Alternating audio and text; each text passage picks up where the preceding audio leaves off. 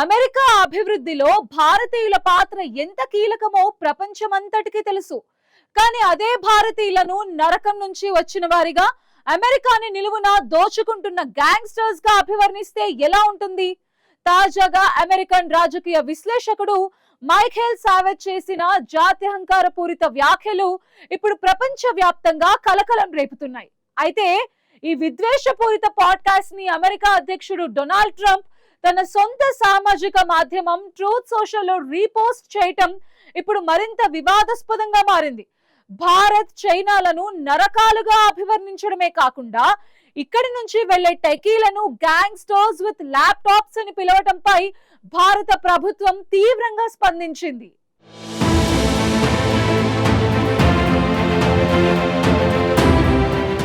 అమెరికాలో ప్రముఖ రాజకీయ విమర్శకుడిగా గుర్తింపు పొందిన మైఖేల్ సావేజ్ చేసిన వ్యాఖ్యలు ఇప్పుడు ప్రపంచ వ్యాప్తంగా చర్చనీయాంశంగా మారాయి.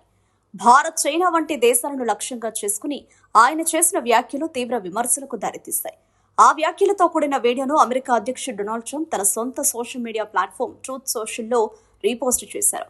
దాదాపు 10 నిమిషాల నిడివి ఉన్న ఆ పాడ్కాస్ట్ లో మైఖేల్ సావేజ్ భారత్, చైనా దేశాలను నరకాలుగా అభివర్ణించడం మాత్రమే కాకుండా ఆ దేశాల నుంచి అమెరికాకు వచ్చే ప్రజలను గ్యాంగ్స్టర్స్ విత్ ల్యాప్టాప్స్ అంటూ సంబోధించడం అంతర్జాతీయంగా ఆగ్రహానికి కారణమైంది.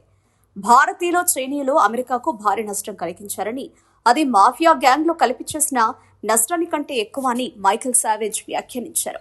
ఇలాంటి వ్యాఖ్యలు కేవలం రాజకీయ విమర్శలకి పరిమితం కాకుండా జాతీయ అహంకారానికి దగ్గరగా ఉన్నాయని విశ్లేషకులు చెబుతున్నారు. బర్త్ రైట్ సిటిజన్షిప్ గురించి దారుణమైన వ్యాఖ్యలు చేశారు.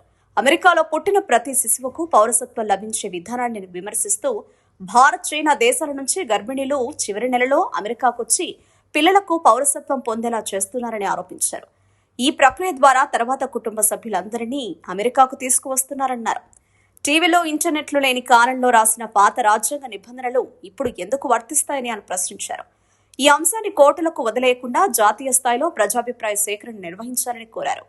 ఈ నేపథ్యంలో అమెరికా రాజ్యాంగంలో ఉన్న జన్మతః పౌరసత్వ హక్కు చట్టంలో మార్పులు చేయాలని ఆయన డిమాండ్ చేశారు.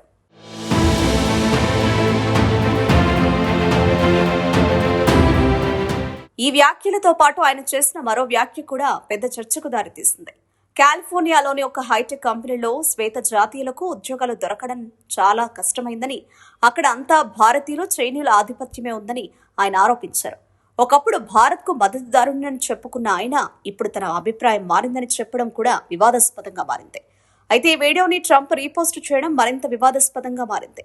అమెరికా అధ్యక్షుడే ఇలాంటి వ్యాఖ్యలను ప్రోత్సహిస్తున్నట్లు కనిపించడం అమెరికా రాజకీయ వర్గాల్లోనే కాకుండా ప్రపంచ వ్యాప్తంగా చర్చకు దారితీసింది. ట్రంప్ ఈ వీడియోను ఎందుకు రీపోస్ట్ చేశారనే ప్రశ్న ఇప్పుడు తలెత్తుతుంది.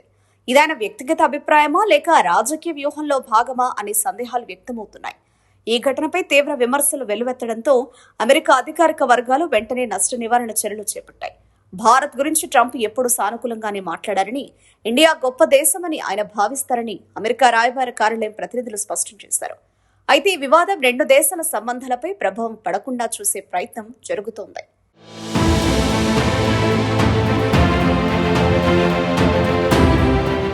ఇక భారత్ ఈ వ్యాఖ్యలపై తీవ్రంగా స్పందించింది. ఈ వ్యాఖ్యలు అజ్ఞాతంతో కూడుకున్నవని, అనుచితమైనవని, జుగుప్సాకరంగా ఉన్నాయని ఖండించింది. భారత్, అమెరికా మధ్య ఉన్న సంబంధాలు పరస్పర గౌరవం, వ్యూహాత్మక భాగస్వామ్యంపై ఆధారపడి ఉన్నాయని గుర్తు చేసింది. ఈ వ్యాఖ్యలు వాస్తవ పరిస్థితులను ఏమాత్రం ప్రతిబింబించవని స్పష్టం చేసింది. ఇక ఈ వ్యాఖ్యలపై ఇరాన్ స్పందించింది. హైదరాబాద్లోని ఇరాన్ కాన్సులేట్ ట్రంప్ చర్యలను ఖండించింది.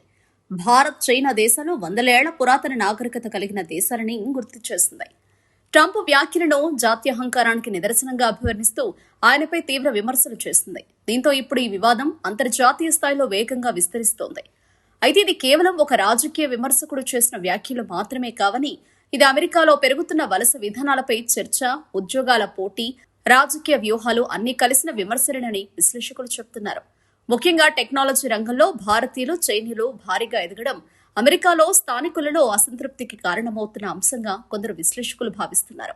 అయితే మరోవైపు అమెరికాలో టెక్నాలజీ రంగం, వైద్య రంగం, విద్యారంగం ఇలా అనేక రంగాల్లో భారతీయులు కీలక పాత్ర పోషిస్తున్నారు.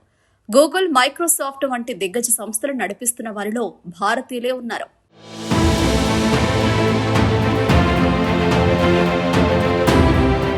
ఇక అమెరికాలో బర్త్ రైట్ సిటిజన్షిప్ అంశం కూడా చాలా సున్నితమైంది. అమెరికా రాజ్యాంగంలో భాగమైన ఈ విధానం దశాబ్దాలుగా కొనసాగుతోంది. దీన్ని మార్చాలా వద్దా అన్నది అక్కడి రాజకీయాల్లో ఎప్పటికప్పుడు చర్చకు వస్తూనే ఉంది. సావేజ్ లాంటి రాజకీయ విమర్శకులు దీన్ని వ్యతిరేకిస్తుండగా మానవ హక్కుల సంఘాలు, లిబరల్ వర్గాలు దీన్ని సమర్థిస్తున్నాయి. మొత్తంగా దేశాల మధ్య సరిహద్దులు తగ్గుతున్నా మనుషుల మధ్య భావజాల విభేదాలు మాత్రం పెరుగుతున్నాయి. టెక్నాలజీ, వలసలు, ఆర్థిక పోటీ ఇవన్నీ కలిపి కొత్త రకమైన రాజకీయ చర్చలకు దారితీస్తున్నాయి. ఇలాంటి వ్యాఖ్యలు తాత్కాలికంగా రాజకీయ లాభాలు ఇవ్వచ్చు, కానీ దీర్ఘకాలంలో దేశాల మధ్య ఉన్న విశ్వాసాన్ని దెబ్బతీసే ప్రమాదం ఉంది. భారత్, అమెరికా వంటి వ్యూహాత్మక భాగస్వామ్య దేశాలు ఇలాంటి వివాదాలను సమర్థంగా ఎదుర్కొని సంబంధాలను ముందుకు తీసుకెళ్లాల్సిన అవసరం ఉందని విశ్లేషకులు చెబుతున్నారు. మొత్తానికి అమెరికా ఎన్నికల వేళ భారతీయులను లక్ష్యంగా చేసుకుని జరుగుతున్న ఈ ప్రచారం ఆందోళన కలిగిస్తోంది. సిలికాన్ వ్యాలీ నుంచి వైట్ హౌస్ వరకు భారతీయుల తెలివితేటలు అమెరికాకు ఊపిరి పోస్తుంటే ఇలాంటి జాత్యహంకార వ్యాఖ్యలు ఇరు దేశాల సంబంధాలను దెబ్బతీసే అవకాశం ఉంది. ట్రంప్ తన రాజకీయ లబ్ధి కోసం ఇలాంటి విద్వేషాన్ని ప్రోత్సహిస్తున్నారా, లేక ఇది కేవలం పొరపాటా అన్నది తేలాల్సి ఉంది.